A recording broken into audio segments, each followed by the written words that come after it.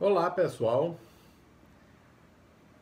É um prazer estar novamente com vocês através da rádio e TV Brasil Espírita, fazendo o nosso programa Conversando com o Inconsciente.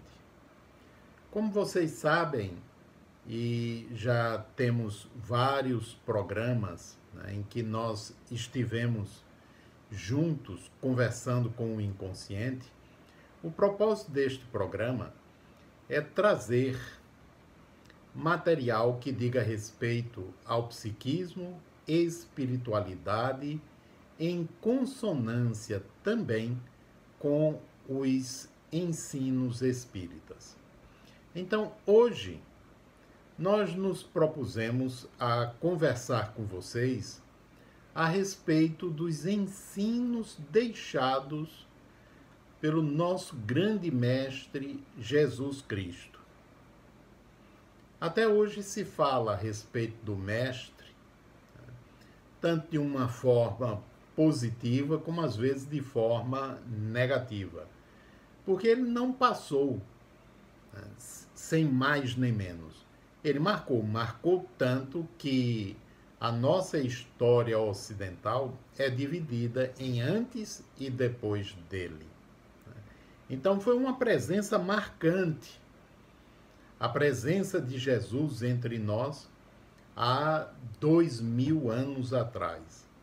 Mas, do ponto de vista da atualidade, o que representam os seus ensinos? Há uma psicologia naquilo que ele nos trouxe? Qual o propósito maior da sua vinda aqui entre nós? Então, vamos conversar a respeito disso, desenvolvendo esse nosso tema ao longo deste nosso encontro. Esse tema, o interessante, para vocês verem como Jesus não passa despercebido os seus ensinos, já começou a criar polêmica a partir da divulgação. Algumas pessoas dizendo psicologia, escreveram nos comentários. Psicologia e religião não se misturam.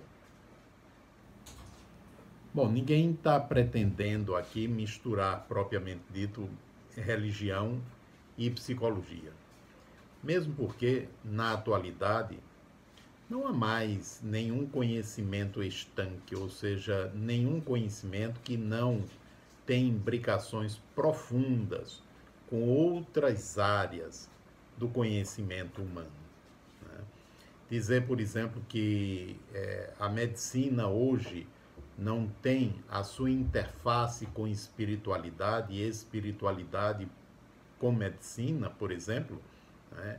É ficar a par, alijado, é mostrar-se ignorante em relação a todas as pesquisas que vêm sendo realizadas no âmbito de espiritualidade e saúde. Né?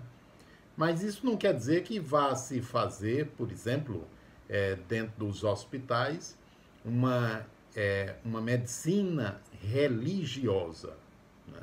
Não, absolutamente, não é isso, não.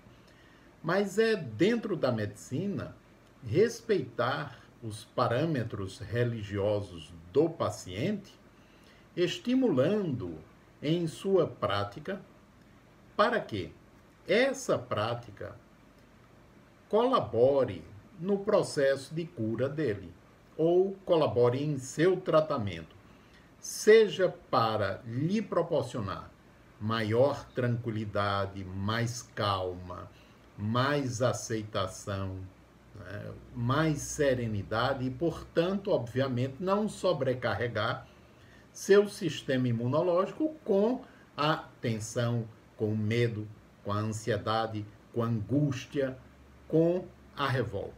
Né? A gente sabe, pelas pesquisas, que quanto mais revolta, maior é a liberação, por exemplo, do cortisol, para nos prendermos só ao cortisol. E o cortisol ele vai numa quantidade maior, lançado em maior intensidade na corrente sanguínea, ele vai atrapalhar o funcionamento de inúmeras áreas do corpo, inclusive o sistema imunológico, né? Então, se a pessoa, através da prática da sua religião, ela desenvolve maior serenidade, ela está colaborando de forma efetiva para o sucesso do tratamento que ela está se submetendo, obviamente, né? E mesmo que, por exemplo, ela apresente um quadro patológico terminal, né, ela vai lidar com essa realidade de forma mais serena, mais tranquila, e vai ter o restante do tempo que ela tiver com maior qualidade ou melhor qualidade. Mas, como eu disse, esse tema ele não passa calmamente entre as pessoas, né? Ou seja, a psicologia de Jesus nos tempos atuais, né? Qual a importância? Como a psicologia de Jesus pode nos ajudar, por exemplo, nesse período que nós estamos enfrentando relativo à pandemia, à quarentena, o distanciamento social. Porém, antes disso, é bom, acredito, a gente refletir um pouco a respeito de Jesus, né? A personalidade de Jesus, que esteve entre nós já faz 2000 anos e tão pouco relato, tão poucos testemunhos ficaram a respeito do Mestre. Nós encontramos alguns relatos nas obras espíritas, além daquilo que nós temos no Novo Testamento, nos 4 evangelhos, ou naquilo que Lucas escreveu em Atos dos Apóstolos, ou Paulo nas suas epístolas, ou os outros discípulos que escreveram epístolas se referindo a Jesus. Emmanuel fala, no seu livro Há 2000 anos, do encontro que ele teve com o Mestre. E ele expressa todo o potencial do magnetismo do Mestre no relato que ele faz desse sublime encontro que ele teve com Jesus, né? E está lá no livro Há 2000 anos, para quem tiver interesse em ler o relato de Emmanuel, né? Mas Jesus foi uma personalidade ímpar, né? A ponto dele poder falar com ênfase em muitas ocasiões, colocando-se como alguém que sabia exatamente aquilo que estava fazendo. Então, qual o propósito da vinda de Jesus? Eu enumerei alguns, né, para a gente poder conversar a respeito desses objetivos da vinda de Jesus, e coloquei como primeiro mostrar a vida física como escola de aperfeiçoamento. Porque Jesus fala, né, algumas vezes a respeito da necessidade de se aperfeiçoar e de se aprimorar. Sede perfeitos como perfeito é o Pai que está nos céus, né? Então isso é um convite para aprimorarmos a nossa qualidade como ser humano e nos desenvolvermos nos aspectos emocionais, psicológicos, afetivos, mentais e mentais em termos de pensamento e de imaginação. Então ele formula esse convite inúmeras vezes em várias passagens, mostrando que nós somos seres perfectíveis e que o objetivo nosso é atingirmos a perfeição, né? Se não semelhante exatamente a Deus, mas, como o próprio Mestre disse, sede perfeitos como o Pai, tendo o Pai como modelo. e ele também, Jesus, como modelo. Só que ele não se coloca aí, no caso, como modelo, ele coloca Deus, o Pai, como modelo, né? Em outras passagens, Jesus aborda essa questão, né, quando ele fala a respeito daquilo que nós precisamos fazer para alcançar a perfeição. A gente sabe que o tempo de uma existência é muito pequeno, né? 70, 80 anos ou 90 anos, se chegarmos até lá, é um tempo curto, porque a gente começa de verdade a refletir a respeito da vida quando a gente vai chegando aproximadamente à meia-idade, ou seja, depois dos 40 anos de idade, porque até lá nosso envolvimento maior é com a sobrevivência, ou seja, a gente está tão ocupado em sobreviver, em ganhar o pão de cada dia, que a gente não reflete muito no objetivo real da vida, né, como oportunidade para o aprimoramento, para o crescimento interior. E aí a gente vê que Jesus ele trouxe uma metodologia de autoaprimoramento. E essa metodologia, ela se compõe de alguns itens que são fundamentais, como o amor ao próximo, amar a si mesmo, a solidariedade, o perdão e outros mais, que nós vamos citar daqui a pouco, né? Então ele não disse se aperfeiçoem somente, né? Ele trouxe uma metodologia e ele exemplificou essa metodologia para que nós tivéssemos um caminho a seguir em direção ao Pai. Ele mostrou Deus como o Pai, né? Ele mostrou Deus como um ser de misericórdia, né? Uma inteligência suprema de misericórdia, de amor e de bondade, mas também de justiça, porque em diferentes ocasiões ele fala a respeito da justiça de Deus. Quem com ferro fere, com ferro será ferido, não que seja exatamente tão simétrico assim, né? Ou seja, quem feriu com ferro vai ser ferido com ferro.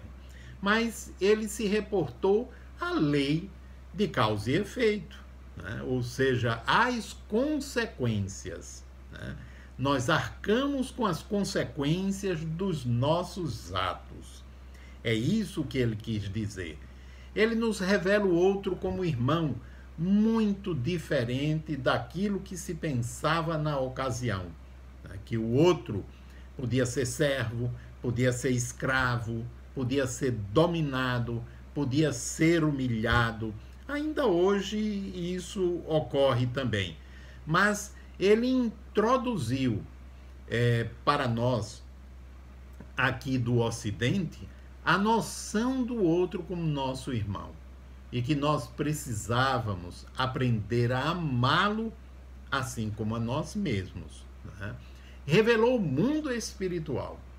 Óbvio, ele não revelou, né, tão claramente assim. Mas lá no Monte Tabor, naquela ocasião da transfiguração, encontramos Jesus conversando com Moisés e Elias materializados. Ou seja, não eram fantasmas diáfanos, eram seres espirituais materializados, um fenômeno de ectoplasmia que foi presenciado por Pedro, pelos apóstolos que acompanharam Jesus ao Monte Tabor, né? Tanto que Pedro disse: Senhor, levantemos 3 tendas, uma para ti, outra para Moisés e outra para Elias. E Jesus disse que não era necessário, né? Porque depois ambos se desmaterializaram e voltaram à sua condição natural de espíritos, né? E o outro propósito de Jesus, exemplificar. Ele não veio só falar, não é? Uma coisa é falar, uma coisa é ensinar através da fala. A outra é através do exemplo. Mas o maior de tudo, aquilo que marcou realmente a vinda de Jesus, que talvez sem isso ele tivesse ficado restrito ou circunscrito à ideia dos profetas tão comuns no Antigo Testamento, foi a volta de Jesus após a morte, né? Num fenômeno fabuloso de materialização. Jesus se corporificou, né? E mostrou-se aos seus discípulos, exatamente como Moisés e Elias lá no Monte Tabor, exatamente como ocorrem em reuniões de materialização, nas quais espíritos se materializam utilizando, né, material cedido pelos médiuns presentes à reunião. E ali onde Jesus estava, os médiuns eram os apóstolos, né? Foram materiais extraídos da natureza, né? Que tanto proporcionaram a materialização de Elias e de Moisés no Monte Tabor, como depois a do próprio Cristo.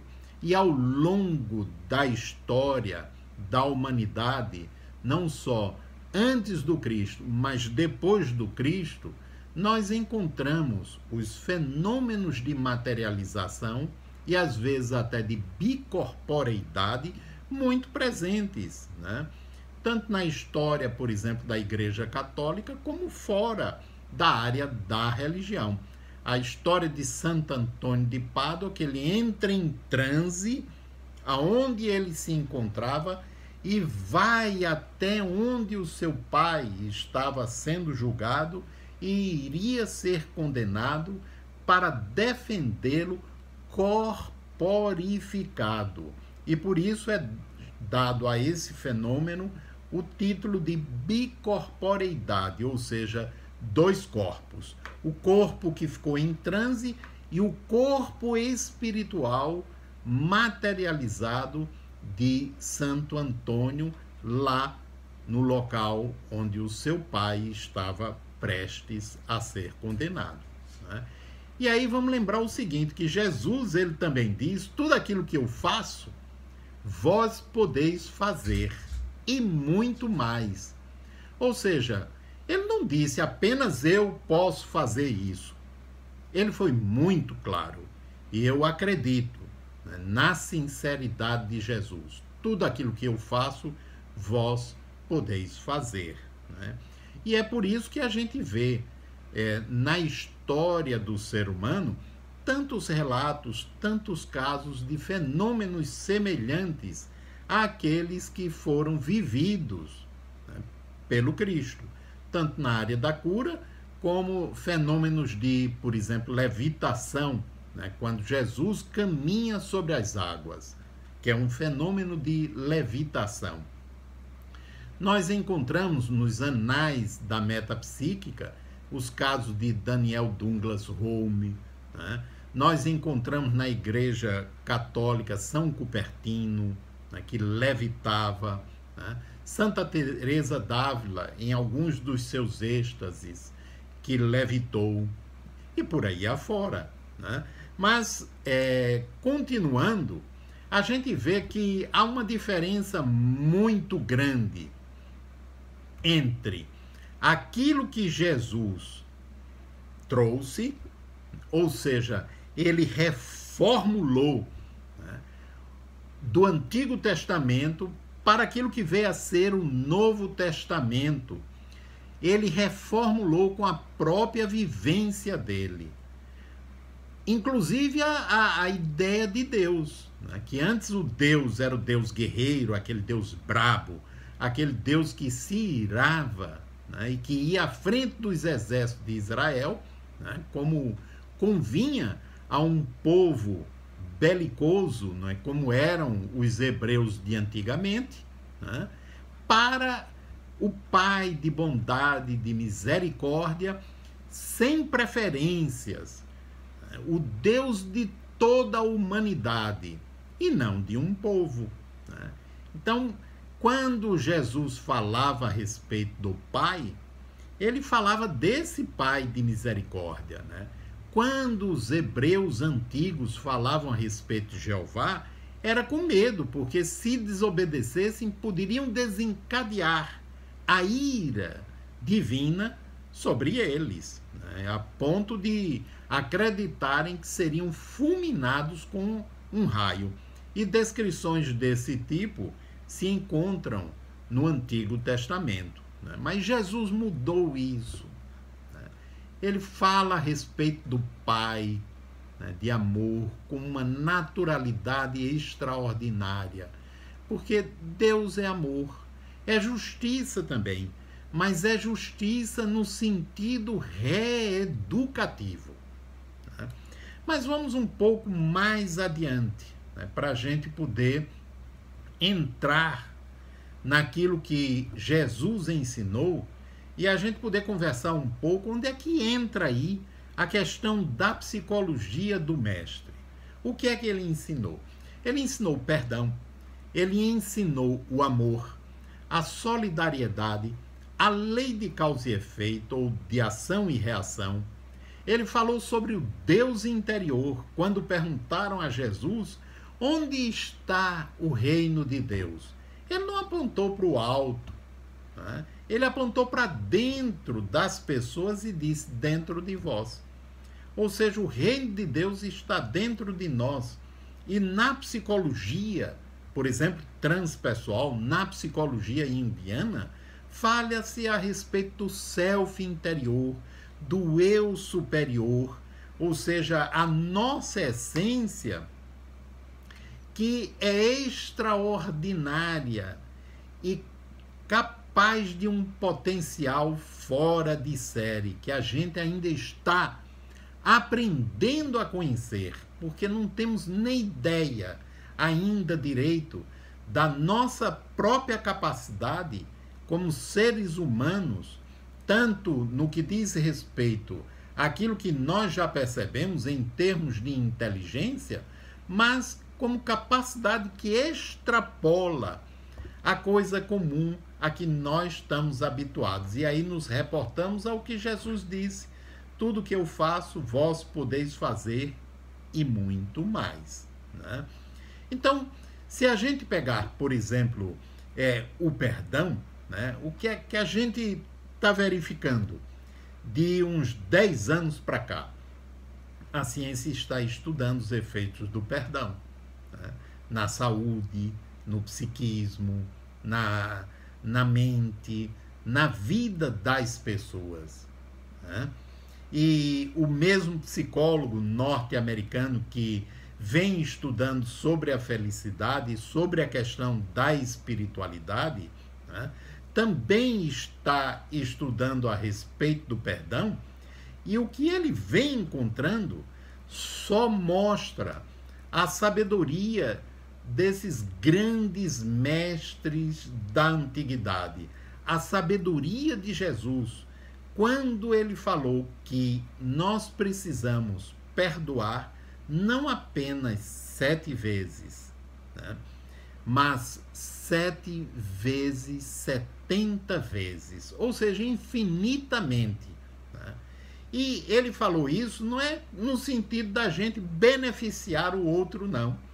É porque nós estaremos beneficiando a nós mesmos. O que é que ocorre quando a gente perdoa? A gente se liberta do outro, ao qual a gente estava vinculado pela mágoa. A gente deixa que o outro siga o seu caminho e a gente passa a seguir nosso próprio caminho, né? Por que é que a gente não perdoa? O não perdoar está vinculado à carga animal, à carga instintual. Eu preciso lembrar, porque se me fizeram mal, vão talvez fazer novamente. E se eu perdoar, eu vou deixar para lá e vou sair do estado de alerta. Então eu preciso manter a raiva, que é para continuar alerta. E, portanto, não permitir que quem me ofendeu, quem me magoou, o faça novamente. Porque aí eu estou atento para que isso não volte a acontecer, né? Mas, para estar atento, eu tenho que manter a situação como ocorreu lá dentro de mim, para que a raiva se perpetue, a mágoa permaneça e, portanto, eu esteja alerta, ou seja, nunca mais eu queira me aproximar daquela pessoa. Ou, se eu tenho que conviver com ela, eu esteja atento para que ela não repita aquilo que ela fez. Né? E o convite ao perdão é para que eu saia dessa prisão. Né? Eu transforme a minha mente. Então, o maior beneficiado com o perdão é a própria pessoa, não é o outro. O outro vai ficar do jeito que quiser, né? Mas a pessoa, ela vai se libertar da instância da mágoa e, portanto, com isso, em lugar dos hormônios do estresse, né, ela vai estar liberando os hormônios ou neurohormônios da felicidade, a ocitocina, a noradrenalina, a dopamina, a serotonina, melhor dizendo. Né? Então, ela vai estar liberando os neurohormônios vinculados ao bem-estar. E aí, o que é que ocorre?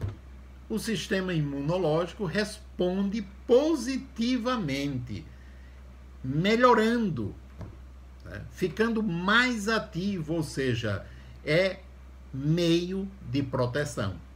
Então, quanto mais a pessoa cultiva espiritualidade, maior é o fator de proteção em relação ao adoecimento. Não é que a pessoa não vai um dia adoecer, é claro que ela vai.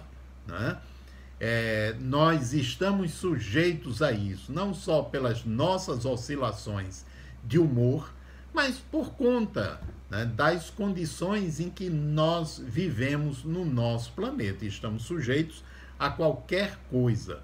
Mas aquele que cultiva uma espiritualidade, obviamente vive muito melhor. Não tem comparação. Né? Eu citei em um outro programa que eu fui, no ano retrasado, em maio, se não falha, acho que abril ou maio, a um congresso promovido pela Universidade Federal de Juiz de Fora, cujo tema central era pesquisas em espiritualidade e ciência. Né? E foram inúmeros pesquisadores mostrando os resultados das suas pesquisas. Vocês podem encontrar isso na internet com facilidade, para que eu não tenha que ficar aqui citando os resultados, as pesquisas ou os pesquisadores. Mas está lá, vocês podem encontrar isso com facilidade. Mas vamos pegar um outro tópico: amar ao próximo como a si mesmo. Né? Vocês vejam que Jesus, ele não disse ame o outro, ame o próximo apenas. Ele disse amar ao próximo como a si mesmo. Óbvio que ele acrescentou, e a Deus sobre todas as coisas. Mas por que amar a mim para poder amar ao próximo? Porque eu só vou poder realmente amar o próximo se eu conseguir me amar. Se eu não consigo me amar, eu não tenho condição de acolher o meu próximo, porque eu não vou conseguir nem acolher a mim mesmo. E o que seria amar a mim? Amar a mim é a mesma coisa que eu gostar de mim por inteiro, com o que eu tenho de bom, com o que eu tenho que considero maravilhoso e com aquilo também que eu não gosto, que faz parte de mim.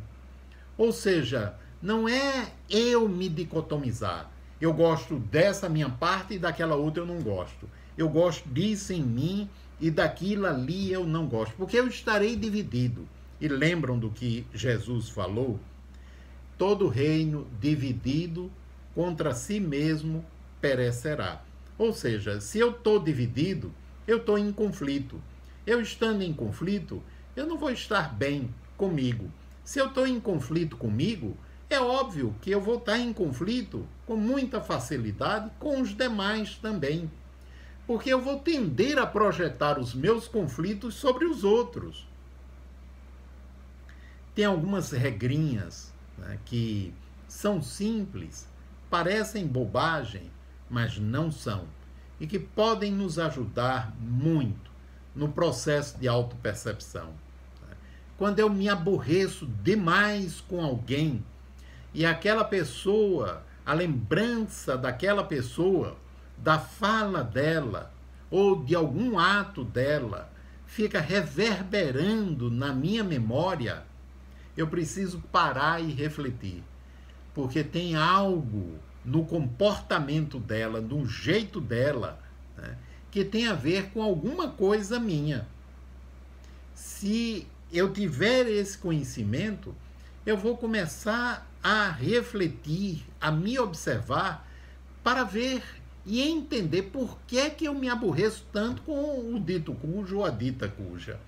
E muito provavelmente eu vou terminar percebendo que é algum tipo de comportamento que me desagrada em mim mesmo. E que ou eu o oculto até de mim mesmo, ou eu não quero que ninguém perceba. E que aquela pessoa, pela forma como ela funciona, ela se transforma numa denúncia para mim mesmo em relação àquela parte minha que eu não gosto. Né? Então isso é fundamental. Uma outra nuance, uma outra regrinha que também pode ajudar bastante. Né? Quando eu imagino que o outro, né, não pensa algo a meu respeito, aquilo que eu imagino que o outro pensa a meu respeito é o que eu mesmo penso ao meu próprio respeito. Porque, na verdade, eu estou projetando uma avaliação, uma crítica, uma não aceitação em relação a algo mesmo na outra pessoa. Tá?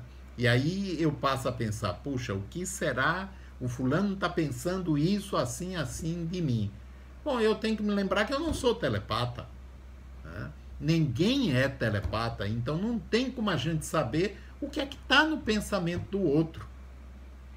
Portanto, aquilo que eu penso que o outro pensa a meu respeito, na verdade, há uma boa probabilidade de ser algo que eu mesmo penso a meu próprio respeito.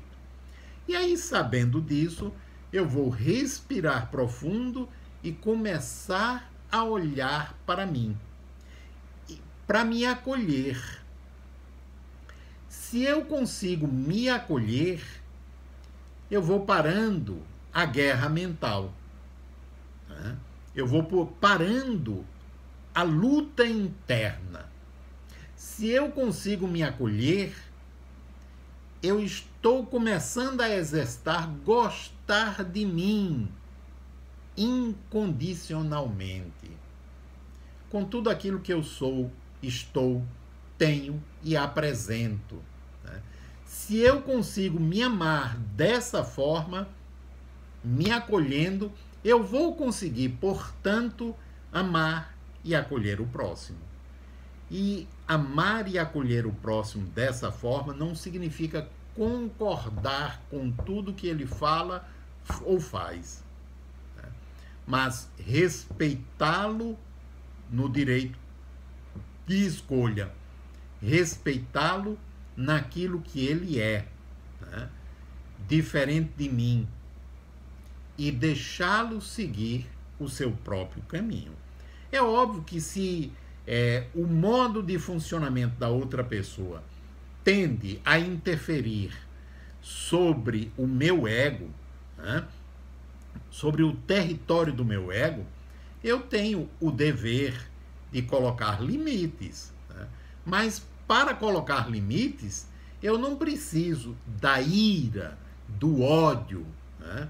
Eu preciso de uma cota de agressividade transformada em assertividade, né? E, portanto, saudável.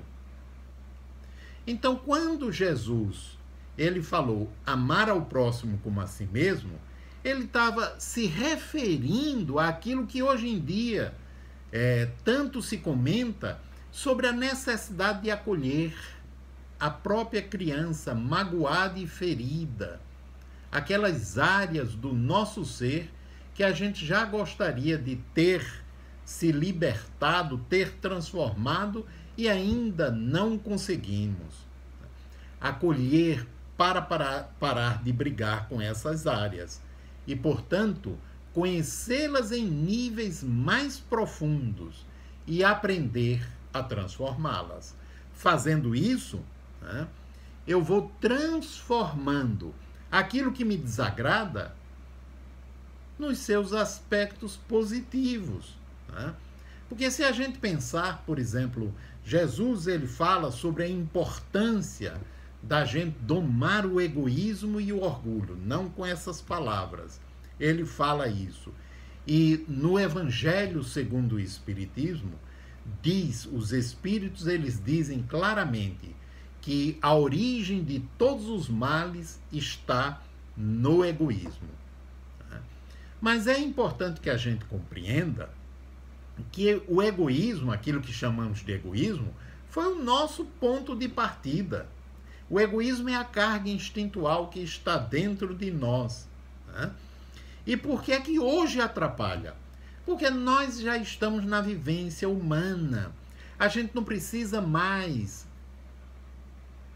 abrindo um parênteses, a gente não precisa mais estar alerta como antes.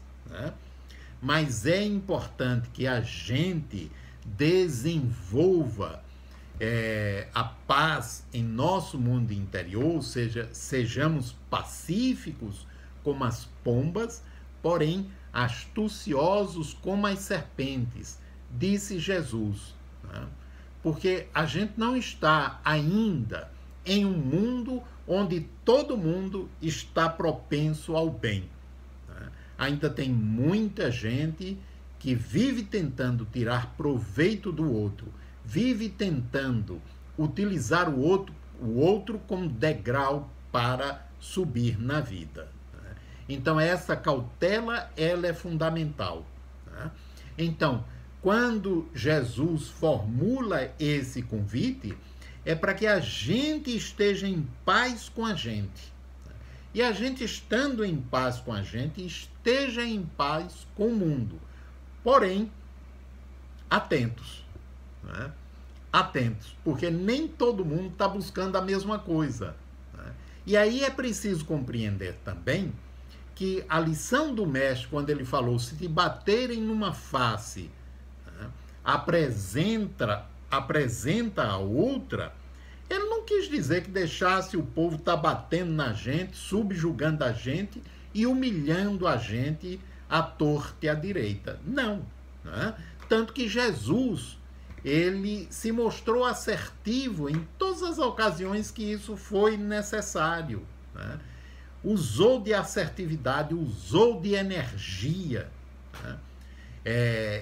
defendendo tanto o espaço que lhe era próprio, como defendendo o dos seus companheiros, os discípulos.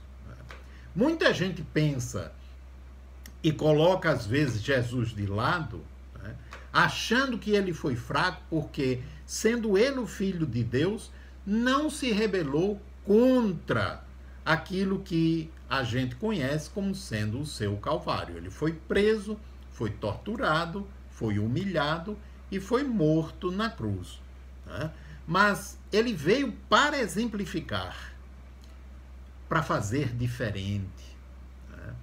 Ele não veio aqui para usar dos mesmos artifícios que o homem, o ser humano, está habituado, da violência, da arrogância, da prepotência, para valer o seu poder. Ele mostrou-se acima disso, porque ele sabia que ele, Jesus, como consciência, não morreria. Quem morreria seria o corpo físico de Jesus, que foi o que ocorreu. Mas a consciência, Jesus, Espírito, ele voltou para dar o exemplo da imortalidade da alma. Né? E esse exemplo foi tão impactante que passou para as gerações posteriores e, por isso, principalmente, Jesus marcou o tempo, a história do nosso mundo ocidental, em antes e depois dele. Né? Então, oferecer a outra face significa não revidar o mal com o mal, não desejar o mal, mesmo que queiram o nosso mal, mas não para beneficiar o outro, para beneficiar a nós mesmos e para impedir que o circuito do ódio se propague, continue se propagando, para que o circuito do ódio seja quebrado e um novo surja, que é o circuito do amor. Né? Todos nós, toda a humanidade já está preparada para isso? Não. Né? Ainda estamos aprendendo, né? Porque o primeiro impulso, quando alguém pisa no calo da gente, não é o de respirar profundo e nos colocarmos no treinamento como cristãos. Fazer diferente. Né? O primeiro impulso que vem ainda é o do animal. O animal humano. Né? É pegar a outra pessoa, como se diz, pela beca e mostrar a ela o lugar dela. Né? Mas o convite de Jesus é para que a gente faça diferente. O convite de Jesus é para que a gente compreenda que Deus é amor.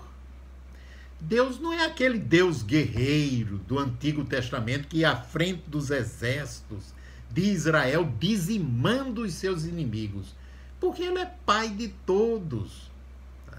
Deus é amor.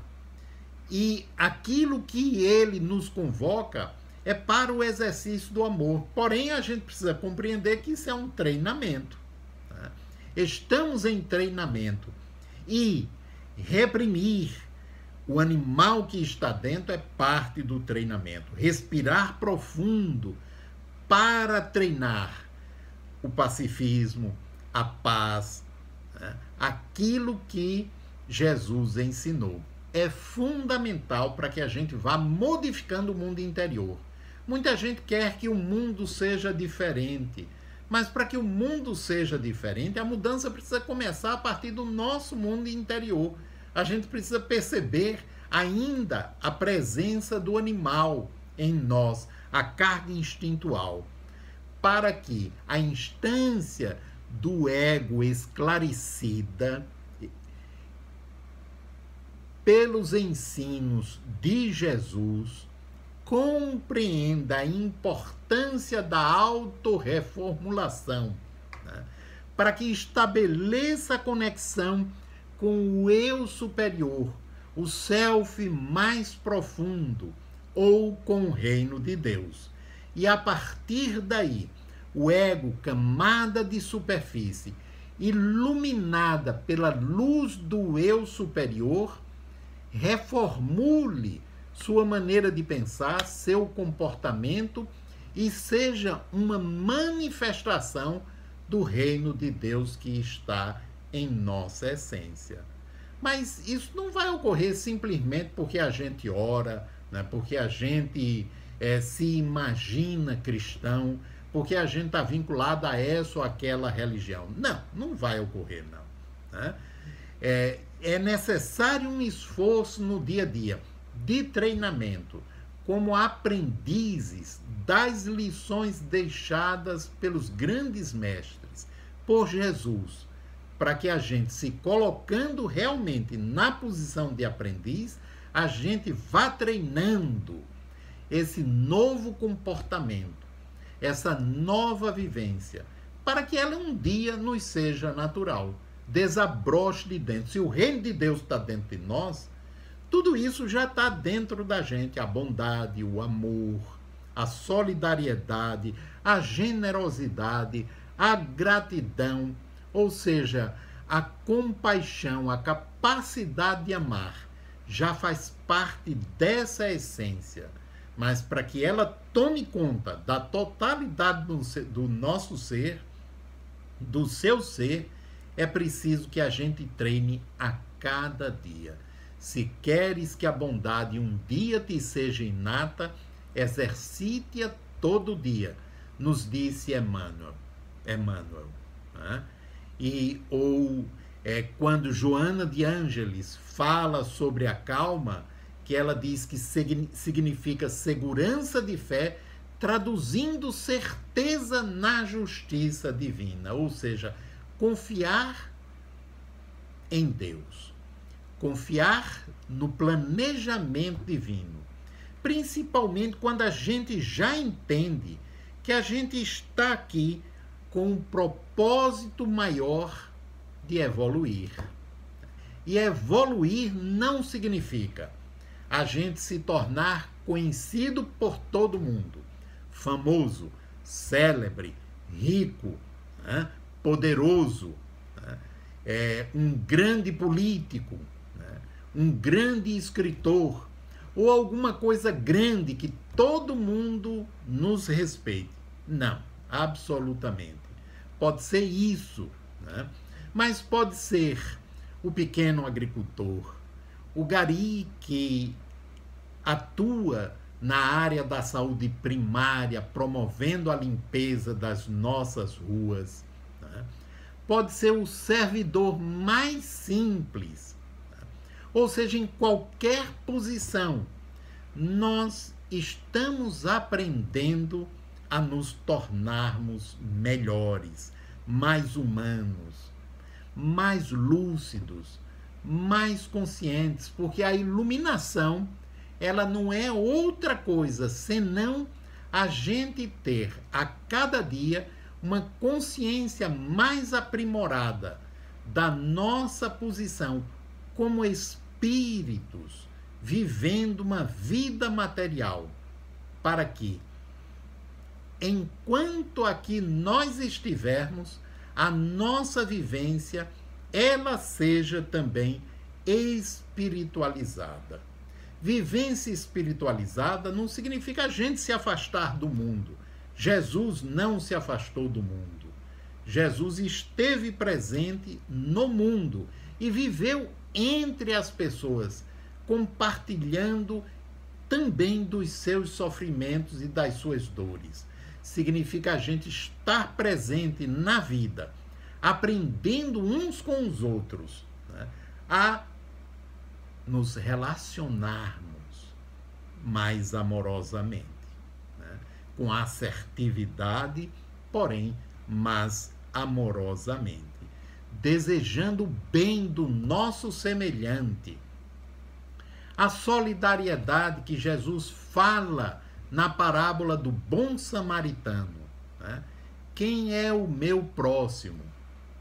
O meu próximo é qualquer pessoa que esteja bem ou não, mas principalmente aquele que não está bem, né? Porque o próximo Jesus configurou exatamente na parábola do bom samaritano, correlacionando com o cuidado, o cuidar do outro. E o cuidar do outro significa treinar amor. Que o bom samaritano fez isso, acolhendo aquele que estava no deserto, maltratado, que fora pelos assaltantes, levando-o para uma estalagem para que fosse cuidado, devidamente cuidado. Estamos fazendo isso, cuidando do outro, né? Agora, uma coisa muito importante nesse cuidar, né, no cuidado, é que, da mesma forma como amar ao próximo como a si mesmo, cuidar do outro como cuidar de si. Ou seja, só posso cuidar do outro de verdade se eu sou capaz de cuidar de mim, né, de me acolher, cuidar de mim em todos os sentidos, né? E cuidar de mim significa eu não me abandonar, que a gente pode se abandonar de diferentes formas. Então, o que é isso se não psicologia, gente, né? O processo de compreender a nossa permanência, a nossa estada no mundo, a gente compreender a nossa vida de relação, a interação uns com os outros. E qual o propósito disso? Que não é outro senão o de aperfeiçoamento, o aprimoramento dos verdadeiros valores humanos. E quais são esses valores? É a cotação lá na Bolsa de Valores? É aquilo que nós ganhamos no dia a dia? Não, devemos ser dignos do nosso salário, mas os verdadeiros valores, aqueles que nos acompanharão para além da morte, são o amor, a capacidade do perdão, a solidariedade, a bondade,